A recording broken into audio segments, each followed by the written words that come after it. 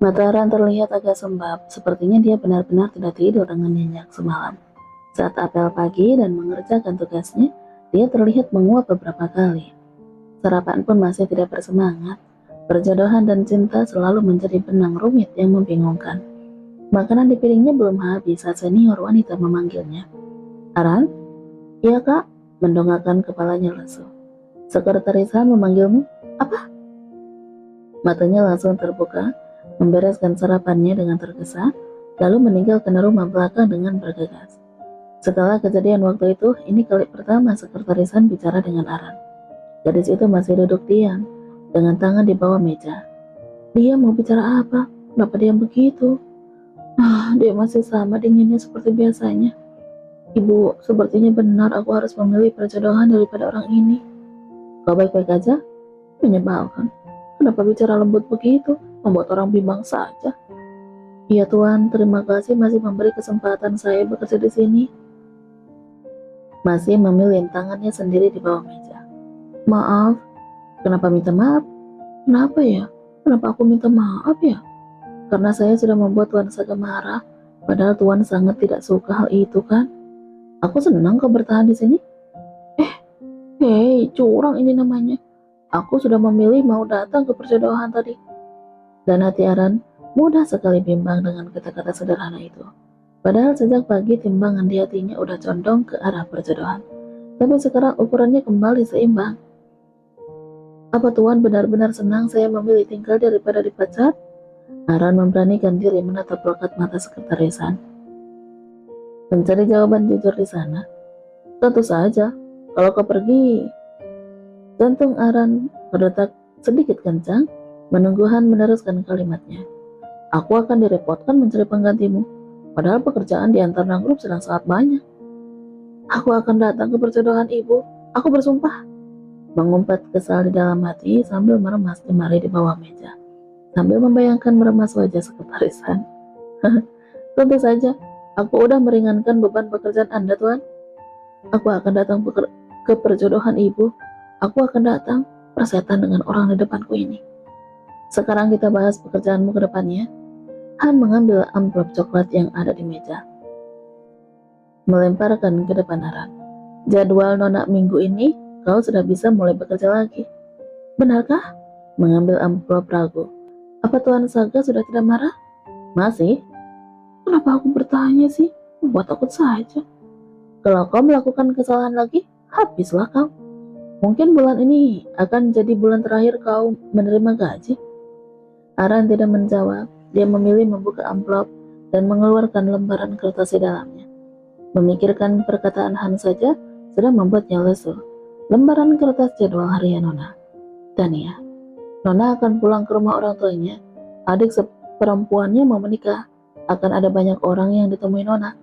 Kau tahu apa yang harus kau lakukan kan? Apa?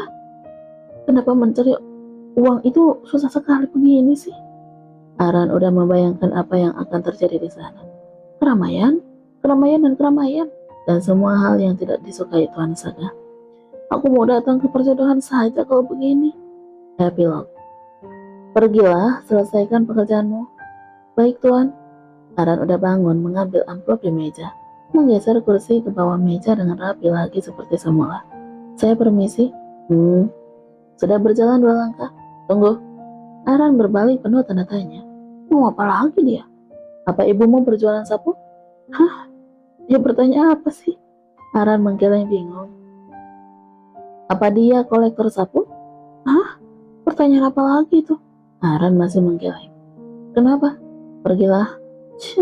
Dia bahkan tidak memberiku kesempatan bertanya. Aran meninggalkan ruangan dengan pikiran tentang sapu ibunya. Lalu kenapa Nona bilang kalau ibunya mau menyambutku dengan sapu kalau sampai aku datang ke rumahnya? Rupanya Han masih memikirkan tentang sapu ibunya Aran. Dia mengeluarkan HP di sakunya, mengetikkan sebuah pesan. Berikan aku informasi penting tentang... Saat jam makan siang datang, para mahasiswa terlihat memadati kantin kampus. Ada pula yang memilih makan siang ala kadarnya, yang dijajakan pedagang dengan stand warna mencolok mereka untuk menarik pelanggan. Di sudut taman kampus yang masih membolehkan para pedagang menggelar dagangan khusus kuliner dengan beberapa aturan yang harus mereka taati tentunya. Sementara itu Sophie masih duduk sambil bersandar di koridor kampus, masih melihat HP-nya sendirian saat Haza muncul sambil setengah berlari mendekat. Senyumnya sudah memancar ke segala penjuru. Bahkan orang yang melihat dan mengenalnya hanya bisa geleng kepala. Sudah hafal dengan tingkahnya kalau bertemu dengan Sophie. Mereka memang terkenal sebagai pasangan kampus yang paling bikin iri. Mesranya seperti bocah SMU yang malu-malu dan sedang kasmaran, sama-sama polos dan menunjukkan perasaan mereka dengan terbuka. Maaf, meraih tangan Sophie cepat sambil melirik jam di tangannya. Sudah lama ya, dosen pembimbingku mau membunuhku. Mengusap penuh di keningnya. Tugas akhirnya masih perlu beberapa revisi lagi.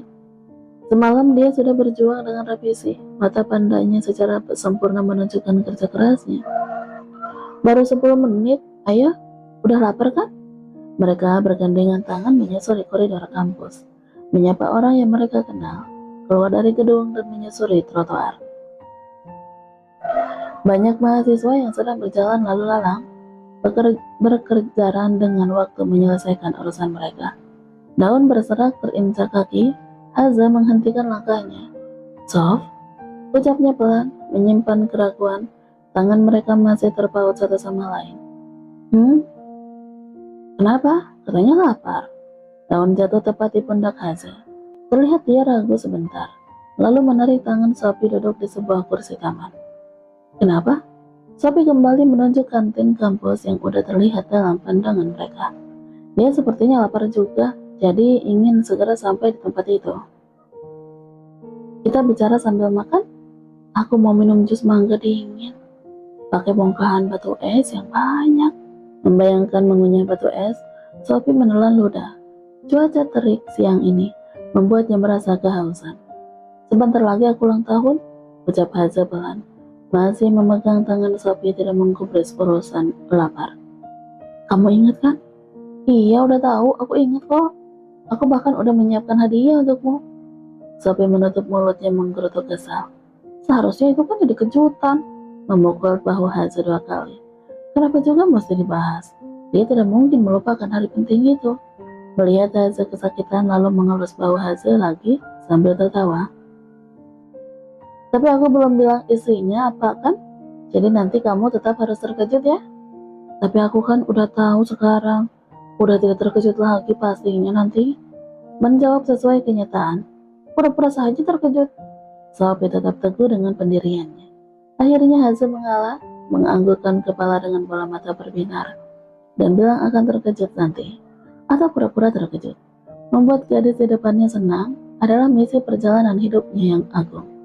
Haza meraih dagu Sophie hingga pandangan mereka bersih tatap. Mau apa? Awas ya kalau tiba-tiba main cium lagi. Sejak hari itu Haza jauh lebih berhati-hati ketika mereka melakukan sentuhan fisik di luar berpegangan tangan. Aku ingin bertemu kakak laki-lakimu. Jadikan itu sebagai hadiah ulang tahunku. Tiba-tiba Haza bicara dengan sangat serius. Laki-laki itu masih mengingat dengan jelas alasan tamparan Sophia di pipinya saat ia spontan mencium pipi gadis itu. Kenapa anak ini? Sophie terberanjak. Kenapa tiba-tiba? Hei, kamu tidak sedang mau melamarku kan? Gila apa? Memang kita udah mau menikah? Sophie belum menjawab, hanya menatap Hazel lekat, seperti berusaha mencari tahu apa yang dipikirkan laki-laki di depannya ini. Kenapa? Dia malas menebak dan berpikir sepertinya. Kenapa tiba-tiba? Kau tidak sedang berencana melamarku kan? Malu dengan kata-katanya sendiri. Jangan aneh-aneh ya, kita bahkan belum lulus. Aku juga masih punya kajian. Dia bisa mengamuk kalau aku langkahi. Apalagi saat ini perjuangan cintanya seperti mencoba meraih bintang malam. Mustahil. Memang kalau aku melamarmu dan mengajakmu menikah, kamu mau? Bicara dengan menyimpan harapan. Tidak. Sophie menggelang cepat. Bukan karena perasaannya untuk Haji yang dangkal, tapi masih ada mimpi yang ingin dia raih, dan juga perasaan kajian yang tidak mungkin dia kesampingkan. Kepala Haji langsung tertunduk, matanya udah terlihat lesu, dan dia mulai berkaca-kaca. Sophie langsung mengusap pipi itu meyakinkan perasaannya. Tapi kakak aku menakutkan loh. Benar masih mau bertemu? Nanti mau bilang apa kalau udah bertemu? Mengalihkan pembicaraan, angin yang lembut membelai wajah mereka berdua. Asal dia bukan Tuan Saga, presiden Antarna Group, ucapnya tanpa beban, menyebut nama orang paling berpengaruh di negeri ini. Memukul bahu Haja sampai terbatuk. Saat laki-laki itu menyebut nama kakaknya langsung, tepat pada sasaran. Dan Haja sama sekali tidak menyadari kemungkinan itu. Kenapa dia menyebut Kak Saga dengan nada getir begitu sih? Memang mereka udah pernah bertemu apa? Memang kau pernah bertemu dengan Tuan Saga? Pernah 2 kali. Hah? Benarkah? Bagaimana dia? Katanya dia tampan ya? Udah gitu sayang sama istrinya lagi. Sophie udah bicara kemana-mana, membanggakan, seperti yang diberitakan media selama ini. Tidak memperhatikan air muka Haze yang berubah kesal karena dia memuji laki-laki lain. Kenapa? Baiklah, aku cuma tentang kalau harus bersanding dengan Tuan Saga. Membuang muka melihat kejauhan dengan wajah masam. Tapi aku suka kentang kok, usap-usap dagu Haze. Semua laki-laki memang terlihat seperti kentang sih, kalau disandingkan dengan semua yang kakak Saga punya. Katakan dulu, kau mau apa kalau bertemu dengan kakakku? Mengalihkan topik dari bahasan tentang Kak Saga. Kalau masih membahasnya, Sophie bisa saja keceplosan bicara. Aku mau minta restu. Hah? Restu apa? Pacaran denganmu? Memang kau pikir Kak Saga tidak tahu apa? Bahkan tanpa mengatakannya pun, Sophie tahu kalau Kak Saga mengetahui semua yang ia dan Kak Jen lakukan di luaran rumah. Di balik bayangan Han yang diam, laki-laki itu selalu mengawasi mereka dari segala penjuru. Seperti ini saja cukup. Oh, kamu bukannya mau melamarku kan? Akhirnya Sophie memutuskan begitu. Sepertinya belum waktunya Haza dia mempertemukan dengan Saga. Jawaban Sophie langsung membuat Haza kecewa. Kenapa? Benar kan kalau di antara kita memang hanya aku yang serius ingin hubungan kita naik tingkat? Suara hati Hazel yang selalu ia bantah sendiri. Tapi kalau aku melamarmu juga kau tolak kan? Ada buliran kesedihan dalam suara Hazel. Bukan karena perasaanku yang dangkal untukmu, Haz, tapi masih banyak hal yang ingin kamu raih kan? Aku juga belum memikirkan menikah dalam waktu dekat ini. Kajen juga. Tidak mungkin kan aku menikah duluan dari dia? Meraih tangan Haza menggenggam nyarat. Aku rasa Kajen tidak sekolot itu sampai takut dilangkahi nikah, so? Bukankah takdir pernikahan Tuhan yang menentukan? Mungkin terdengar sepele atau sekedar menjadi mitos yang berdebar di masyarakat. Bahwa tabu hukumnya melangkahi kakak perempuan. Karena ditakutkan mereka akan jauh dari jodoh atau apalah. Padahal sebenarnya tidak seperti itu kan? Karena takdir cinta dan pernikahan itu sepenuhnya milik Tuhan.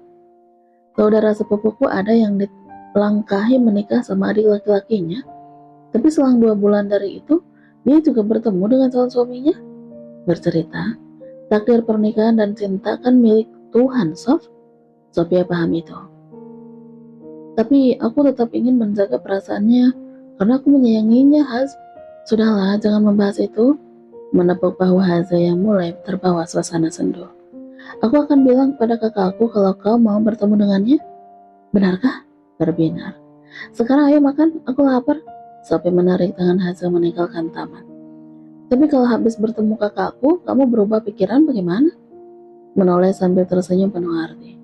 Hei, memang kau pikir aku apa? Sekalipun kakakmu Tuan Saga, aku akan berdiri tegak di depannya dan meminta restu untuk bersamamu. Aku percaya, Haza memang yang terbaik. Bagaimana ini, Kak Saga? Epilog. Suara hati Haza. Kenapa aku sesumbar sebegini sih? Bagaimana kalau Kak Sophie benar-benar galak? Kakaknya Sophie benar-benar galak dan menakutkan. Tidak, aku harus berani. Sekalipun dia Tuan Saga yang menyeramkan itu sekalipun. Aku harus berani karena cinta butuh perjuangan kan? Dan aku sebagai laki-laki yang harus berjuang. Setelah memikirkannya sepanjang perjalanan dari kampus, Sophie memutuskan untuk mempertemukan Haza dan Kak Saga. Selama ini status mereka yang tidak dipublikkan ke publik sering membuat Sophie lupa bahwa dia adalah bagian dari Antarna Group. Dia senang Hazel hanya melihatnya sebagai gadis biasa tanpa embel-embel dan latar belakang. Tapi kalau sampai Hazel tahu suatu hari nanti bukan dari dirinya, laki-laki itu pasti akan kecewa karena merasa tidak dipercaya.